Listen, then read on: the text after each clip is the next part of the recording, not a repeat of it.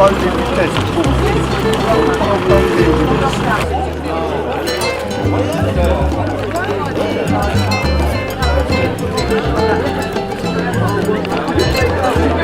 C'est le rugby, mais nous on est Bayonne, nous on est pour la Certains, ouais.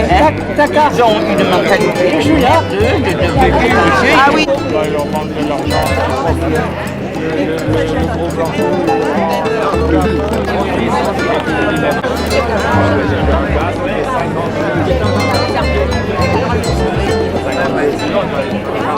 C'est derrière toi. Ça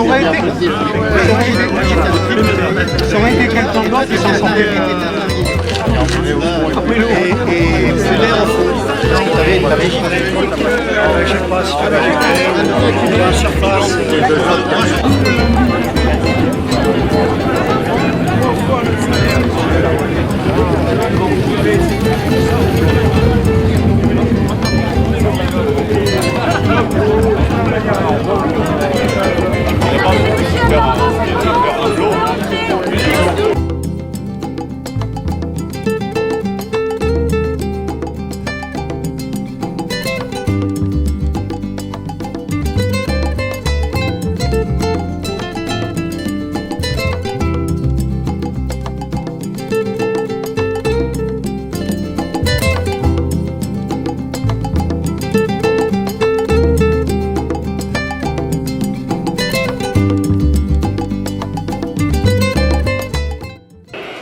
Mais avant tout, un bémol quand même à cette réunion, c'est que ces quelques mots de bienvenue auraient dû être prononcés par Paul Gavary, un des grands absents du jour, avec René Lejeune. Nous devons remercier les présidents qui se sont succédés avec des personnalités sans doute différentes, mais toujours profitables à l'association. Alors si vous le voulez bien, je vous propose de rappeler la carrière de Paul Gavary. Ça risque forcément d'être un peu long, parce que sa vie professionnelle l'a été. Il n'a pas connu la retraite, malgré 60 ans d'activité. Paul Gavary provient de la marine marchande, où il naviguait au long cours comme élève officier pont. Il rallie la marine nationale pour y effectuer son service militaire et entre à l'école des officiers de réserve à bord du Richelieu à Brest en 1956.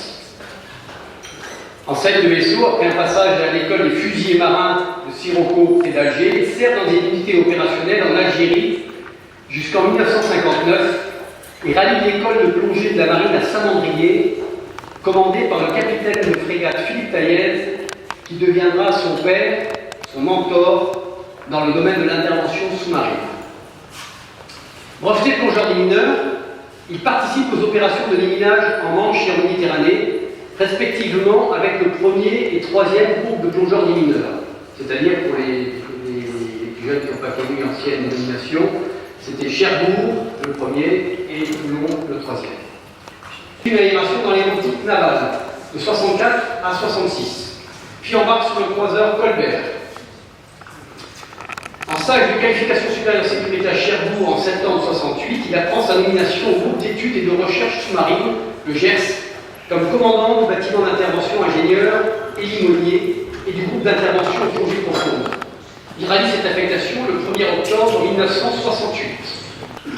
Dans le cadre de la coopération COMEX Marine Nationale, il dirige les équipes marines qui exécutent les expérimentations de pointe entre 400 et 500 mètres, dont Janus 4 à 501 mètres, en septembre-octobre 1976. La direction de l'INPP, créée sur décision du Premier ministre le 1er juillet 1982. Après approbation du projet de concept d'Institut national qu'il avait présenté avec le médecin en chef Carnel, médecin-major du GISFER. Il quitte la marine en novembre 1986 à l'issue de son détachement, avec le grade de capitaine de vaisseau, et poursuit ses activités au sein de l'INPP. C'est là où vous l'avez tous connu, il est resté directeur pendant de 1986 jusqu'à 2013, c'est-à-dire pendant 27 ans. Il a passé davantage ces 30 dernières années de temps à l'INPP que dans sa famille. D'ailleurs, on a pu se rendre compte que finalement, sur certains plans, sa famille le connaissait moins bien que l'INPP. C'est pour vous dire à quel point il s'est consacré à l'INPP. Il y avait deux objectifs, effectivement, que l'INPP perdure et se développe, et que l'INPP soit la maison des scaphandriers. Et c'est pour ça qu'on est vraiment ravis de vous accueillir aujourd'hui. Merci Eric. Moi, je voudrais simplement dire un petit mot aussi à propos de Paul Gavari. C'est un monsieur que j'ai connu en 82, lors de formation de personnel chinois, COMEX et INPP, parce que lui aussi pour former des gens, des plongeurs en tout cas, sur la saturation en particulier. Et tout simplement, Kenavo commandant. Maintenant, un petit hommage rapide à propos de René de Joc qui nous a quitté vraiment trop tôt. Et je suis un des premiers même à le regretter beaucoup, parce qu'il m'a filé un sacré boulot maintenant que je suis obligé de reprendre à bras le corps. Et j'espère que vous allez passer une excellente journée. Juste un petit mot quand même sur René. Ça nous a tous choqués, moi le premier, vraiment choqués au sens propre du terme. Alors que dire de René? Tout le monde le connaît. Moi je dirais 2-3 choses sur lui. D'abord sa loyauté. De ce côté-là, il n'avait rien à dire. Son amitié pour tout le monde et sa générosité. Pour ne pas en faire un panégyrique, je dirais aussi qu'il était connu pour sa grande gueule, pas son mauvais caractère, je dirais son caractère. Et moi, ce qui me plaisait beaucoup chez lui, c'est quand il décidait d'être de mauvaise foi, personne ne pouvait revenir là-dessus. Il était vraiment de très mauvaise foi, mais il faisait ça avec tellement de charme qu'on ne pouvait pas lui en vouloir. J'en dirai pas plus sur René. On va revenir maintenant à ces problèmes d'essai il y a 50 ans, moins de 150 mètres et à 103 mètres. Alors, un petit historique quand même. Les plongées en mélange, ça ne datait pas d'il y a 50 ans. Ça a commencé en fait après 1915. C'est une date importante parce que c'est la date où la marine américaine a perdu son premier sous-marin, qui a fait naufrage au large d'Hawaï par 304 pieds, 92 mètres, et la marine américaine avait décidé de renflouer le sous-marin. Et c'est des plongeurs de la marine américaine. Alors, il faut vous imaginer à l'époque, 1915, c'était des scaphandriers lourds. Et c'est au cours de cette opération que tout le monde s'est rendu compte que plonger à 90 mètres, ça posait quelques problèmes à l'air. On appelait ça, les Américains ont baptisé cette époque et ces problèmes d'intoxication. Il a fallu attendre 1919 pour qu'un certain monsieur Elihu Thomson émette l'idée qu'il fallait peut-être remplacer l'azote par un gaz plus léger, donc l'hélium. Alors, 2 mots en ce qui concerne monsieur Thomson. C'est un ingénieur américain, titulaire de 700 et quelques brevets. Il a créé, avec un de ses amis qui s'appelait M. Houston, il a créé la compagnie Thomson-Houston, que tout le monde a à peu près connue, et qui au fur des années, après absorption de différentes sociétés, est devenue la General Electric. Les Américains n'ont pas voulu fournir de l'hélium à l'Allemagne nazie pour ses dirigeables. Donc ces dirigeables fonctionnaient à l'hydrogène, et vous avez tous vu à un moment quelconque le drame de Hindenburg. Mais la marine, enfin, les États-Unis ont toujours refusé de donner de l'hélium. Et l'hélium, c'est un produit quand même très cher. Même à l'époque, il y a 50 ans, à la Sogétram, ça a été une douloureuse. Alors, jusqu'à pendant la guerre, et même après la guerre, toutes les marines du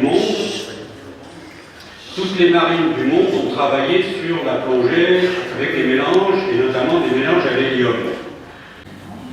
Où le problème a changé, c'est à la fin des années 50, quand un mathématicien suisse, Hannes Keller, a fait des plongées jusqu'à 300 mètres, avec des remontées très courtes, et il a quand même bouleversé un peu toutes les idées qu'on avait là-dessus. Il a fait d'ailleurs une série de plongées au Gers, où beaucoup le représentant de la marine était là, et il y a eu entre autres au cours de ces essais la présence du docteur Fructus, qui s'est illustré après avec les plongées de la comète. C'est à cette époque-là qu'à la Sogétram, Galerne avait embauché le docteur Pierre Cabarou, médecin du Gers, qui avait quitté la marine et qui était donc entré à Sogétram. Une première série d'essais ont commencé début 63, en janvier, si j'ai bonne mémoire, à Brest, dans un caisson de la marine. Cabarou voulait éviter quand même que ça se sache. Il avait un bon copain apparemment à Brest qui a mis à disposition un caisson à 100 mètres. Donc l'équipe qui avait été nommée pour faire ça, donc il y avait Roger Vittenet qui est là aujourd'hui, Pierre Graff qui est là aujourd'hui, ma petite personne, René de Job, et tous les 6, avec Matt Jouba qui n'a pas pu venir aujourd'hui, on a fait toute une série de premiers essais. Ça a été un échec. Donc le travail a continué et Roger a décidé de passer à une phase supérieure. Pour pouvoir aller à 100 mètres, il disait qu'il faut déjà aller au moins à 250 mètres. On a pris contact avec la Marine nationale qui nous a reçus un peu et qui a dit ok, nous on veut bien, mais vous nous donnez ce que vous avez mis au point. Bon, comme on n'avait rien mis au point encore à l'époque, on a dit bon, bah écoutez, on reviendra vous voir plus tard. Et nous avons été en Allemagne dans une institution qui s'occupait de la physiologie de l'espace. Et dans cet institut, il y avait un caisson qui pouvait aller jusqu'à 250 mètres. Et c'est donc là, à Bad Godesberg, qu'on a fait des expériences à 250 mètres. Pour les expériences, pour démontrer qu'on pouvait le faire en tenue de plongée, on les avait fait en volume constant. Et le gros problème de ces plongées, c'est qu'on descendait à une rapidité de 60 mètres minute. 60 mètres minute. Oui, jusqu'à 100 mètres. Ce qui m'est arrivé, moi d'ailleurs, une fois, on s'en est aperçu après, que j'ai respiré de l'oxygène à 100 mètres. Donc la première équipe qui a fait les premiers essais à 250 mètres était donc Roger, ma petite personne et Roger Armella. Donc on est descendu à 250 mètres, sans problème, toujours la tremblote au fond. On est remonté, on est sorti du caisson, je vous passe la télévision, les flashs, tout. Et l'après-midi, il y a une deuxième équipe qui a fait la même expérience, avec donc René de Job, Serge Maljouba et Petit Pierre. Alors eux, on avait fait venir les officiels, dont notamment l'ambassadeur de France en Allemagne, puisque Bad Godesberg est tout près de Beaune, l'endroit où se trouvait l'ambassade de France. Donc ces essais se sont très bien passés. Si dans la semaine précédente, au cours des essais, on a tous eu quelques petits problèmes, le jour des essais, tout s'est magnifiquement déroulé. Ce jour-là, vous en souvenez pas, mais nous on s'en souvient bien, il y a un sous-marin atomique qui s'appelait le Très Cher, qui a disparu. Donc si vous voulez, nos petites fantaisies à côté du sous-marin nucléaire qui s'était craché par 3000 mètres de fond, je crois, ça n'a pas eu beaucoup de répercussions. Mais bon. Avant de se lancer donc dans la plongée à 100 mètres, on a donc recalculé les tables, et cette fois-ci, on les a essayées au Gers. Alors là, au Gers, Cabarou et Armella ont donné toutes les informations qu'on avait pu mettre au point. Et donc, on a fait ces expériences au Gers, dans les caissons du Gers. Et tout s'est très bien passé, il n'y a pas eu de problème particulier. Et donc, au mois de novembre, on a décidé de faire la plongée à 103 mètres en rade de Villefranche. Et là, la Marine nationale nous a largement aidés en mettant à notre disposition les limoniers, une gabarre, etc. Donc on a un petit film qui a été fait à l'époque par l'ORTF, pas l'ORTF, la RTF, pour les coulisses de l'exploit, qu'on vous projettera tout à l'heure, et qui raconte un peu toute cette histoire.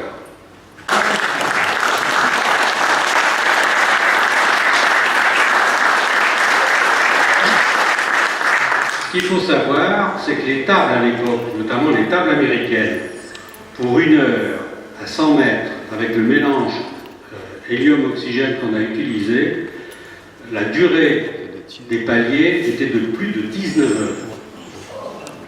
Donc c'est vous dire les progrès qui avaient été faits entre les calculs qui existaient à l'époque et la révolution qu'avait apporté notamment un escalaire dans le calcul des tables. Donc on a fait Petit Pierre a fait sa plongée à 103 mètres, une date historique pour Petit Pierre, mais pour le monde entier, c'était le 22 novembre 1963, le jour où John Fitzgerald Kennedy s'est fait assassiner. La Sogétram a continué à travailler, et ensuite, le directeur de l'INPP l'a évoqué tout à l'heure, la Marine nationale et la COMEX ont pris la suite et ont apporté à la France une avance non négligeable dans la plongée. Cette assemblée, il l'avait ardemment voulu. La vie ne lui a pas permis d'aller jusqu'au bout. René était un homme de conviction. Aujourd'hui, il nous manque. Pour lui rendre hommage, ses copains ont pris la relève. Merci à eux. Les événements de 1963, magistralement orchestrés par Pierre Cadaro et Roger Armenac, René les avait vécus. Ces expériences ont débuté. Bon, il y a pas mal de choses que vous connaissez déjà, mais enfin. Ces expériences ont débuté à Brest en janvier. Là, Roger Pinet a réalisé 1 heure à 100 mètres en caisson. Ensuite, avril, à Bad-Godesberg, 6 plongeurs en moins de 150. Octobre, au Gers, à Toulon, pour Villefranche, 1 heure à 100 mètres. Ces expériences ont contribué à ajouter un petit maillon à l'évolution de la plongée. Elles ont eu un certain retentissement dans la presse quotidienne. Quoiqu'à Bad-Godesberg et à Villefranche, comme vous l'a dit Georges, on a eu le Stacher et John Fitzgerald. Encore aujourd'hui, pour les historiens, ces événements, personne n'en parle. Ces réalisations ainsi que toutes ces expériences de Pierre Cadaro sont un peu, pour ne pas dire totalement occultées. Pierre, merci, tu étais pour nous un grand monsieur. Pour Sogétram, ces essais ne représentaient que la partie émergée de l'iceberg. En effet, Sogétram, c'était avant tout une grande école de plongée et un savoir-faire reconnu dans le monde entier. Je vous signale que le premier agent formateur à Sogétram, c'était René Desjardins. Bon. À côté du chantier, je ne les citerai pas tous, encore on serait là demain. D'ailleurs, vous les connaissez, vous invitez les exécutants. Sogétram avait une coopérative qui a formé des hommes. En leur confiant des responsabilités, ils ont réalisé des promesses qui resteront longtemps dans le souvenir. Vous êtes là aujourd'hui, vos réussites dans la Sogétram et en dehors prouvent encore que vous étiez à bonne école. Merci à vous tous, vous prouvez par votre présence ici aujourd'hui, votre attachement à cette grande dame, aujourd'hui disparue, mais toujours vivante dans nos cœurs.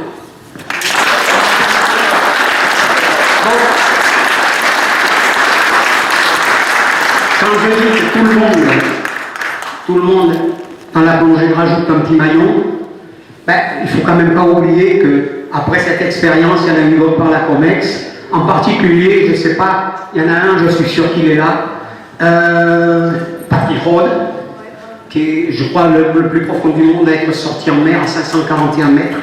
Et ensuite, Théo avec un nom là, je ne me rappelle pas.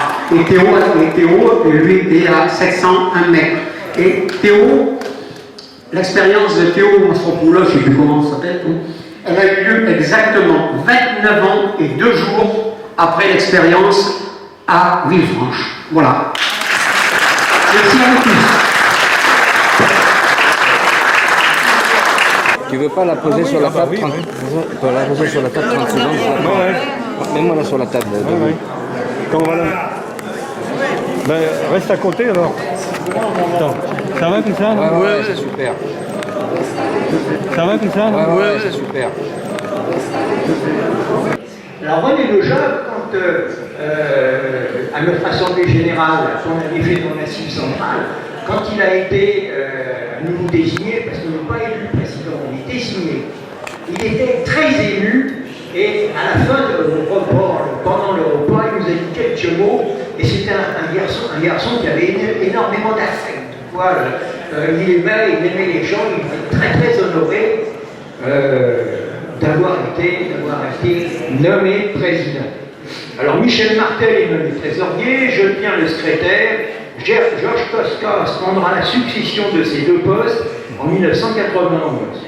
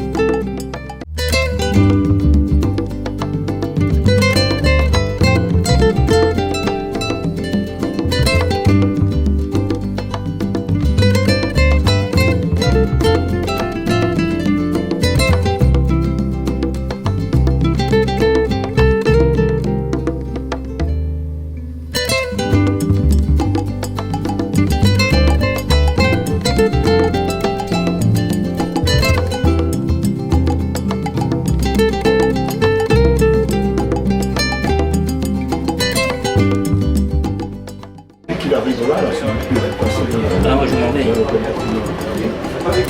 Ça c'est le lama, le fameux scaphandre. Ah ouais. C'est le lama ça. C'est le lama de la société Lara. Le scaphandre. Voilà. Là, si vous pouvez vous tenir en haut là. Ah, allez-y. Ok, ça va, j'arrive à faire 3 pas, ça va. Alors allez-y. Allez, bouge-toi. Allez. Allez-y. Ça monte là? Allez-y. Bon voilà, alors vous êtes fait ici, vous êtes dans le contrôle plongé. Le secteur du tabac, pour aller aussi de l'autre côté. Voilà, mais le compartiment, il va pas. Ah oui, il y a qui accès sur le compartiment, il faut partir. À partir du central, là. Ah, ça va? Oui, c'est très nickel, ne vous inquiétez pas. Allez, Voilà. encore deux, vous passez à côté, vous m'attendez là. Allez, super. On va voir. Oh là là là là. Alors, C'est assez contre le Ils avaient du C'est pas vraiment dans ce bar. Vous y avez déjà été? Ah, voilà, d'accord. C'est la première fois de ma vie. Ah bon? regardez, c'est bon, c'est Ah oui, c'est lui le dernier. C'est un peu impressionnant parce que je vais te prendre la photo. opérationnel. Et c'est un sous-marinier. On voit pas les cartes. Ils sont de là, c'est la tour. Non, Non, on va mettre la tour.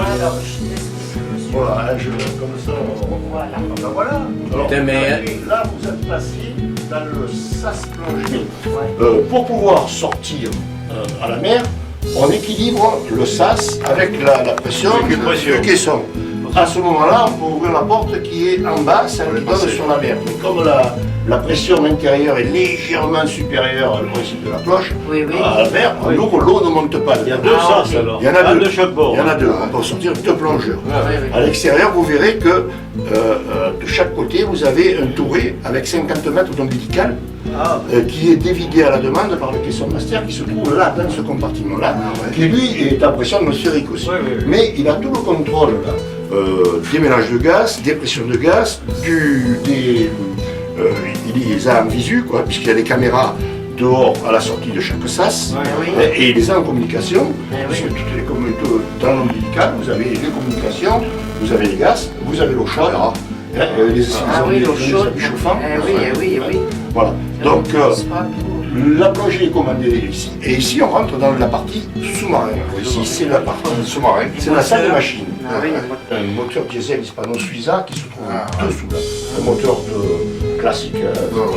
Un diesel, non, diesel.